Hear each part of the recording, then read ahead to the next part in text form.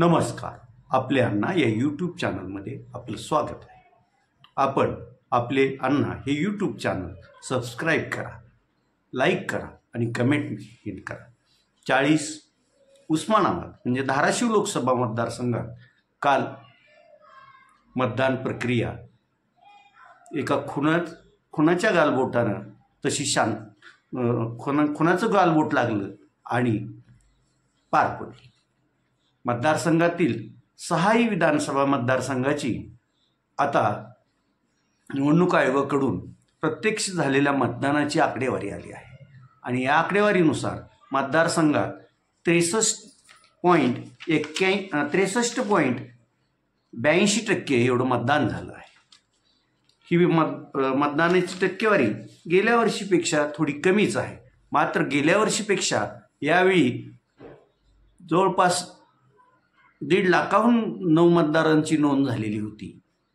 त्यामुळं मतदान 19 लाख 90 म्हणजे जवळपास 20 लाखांच्या घरात होतं.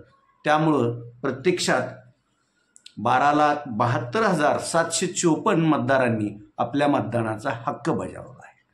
यामध्ये 6,90,380 हे पुरुष मतदार आहेत, तर 5,82,354 स्त्री मतदार आहेत आणि तृतीयपंथी 20 मतदारांनीही आपला मतदानाचा हक्क बजावलेला आहे.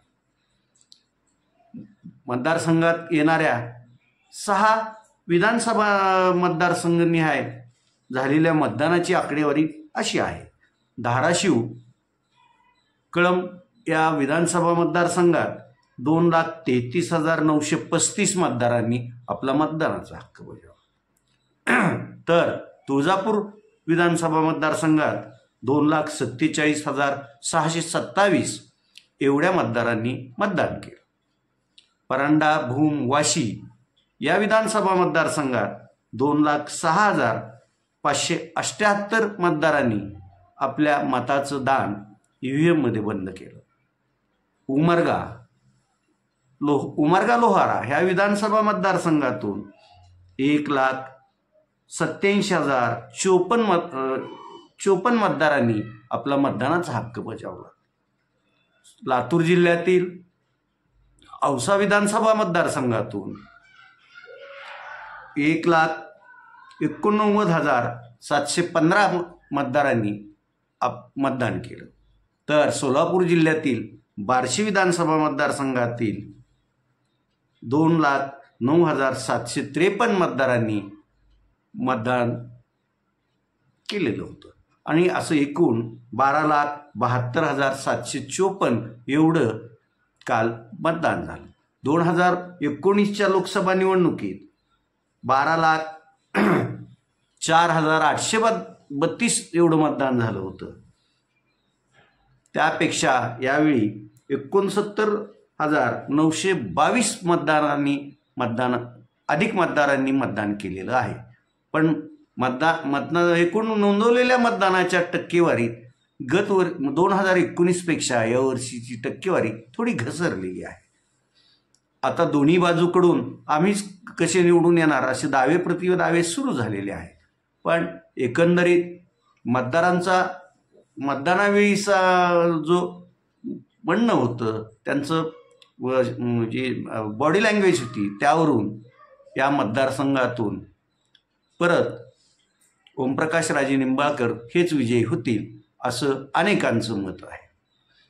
त्यात आज अनेकांशी चर्चा करताना काही महायुतीतल्या मित्रांनी सांगितलं की आम्ही तब्बल 3 लाख मतं ही अगदी विकतच घेतलेली आहेत, त्यामुळं आमचाच उमेदवार विजयी होईल.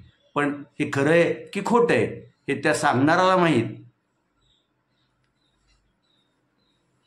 पण यावेळीच्या मतदानाचं वैशिष्ट्य एक जाणवलं की सायंकाळी 5 ते 6 या शेवटच्या तासात जवळपास संपूर्ण लोकसभा मतदारसंघातील 9% मतदारांनी मतदान केलं होतं. समजा 20 लाख आपण मते गृहीत एकूण धरली तर त्यातली 9% म्हणलं तर जवळपास 1,80,000 मतदान या काळात शेवटच्या तासात नोंदवली गेली आहे आणि त्याबाबत आता चर्चा सुरू आहे. आज काल झालेल्या मतदानात 31 पैकी बरेचसे उमेदवारांनी अनेक मतदान केंद्रांना भेटीही दिल्या. पण प्रामुख्यानं महायुतीच्या अर्चना पाटील आणि महाविकास आघाडीचे ओमप्रकाश राजे निंबाळकर या 2 उमेदवारांचे ते स्वतः उमेदवार, त्यांचे प्रतिनिधी, त्यांचे समर्थक नेते हे जवळपास त्यांनी प्रत्येक मतदान केंद्राला भेट दिल्याचं दिसून येत होतं. आज तुर्तास एवढंच. धन्यवाद.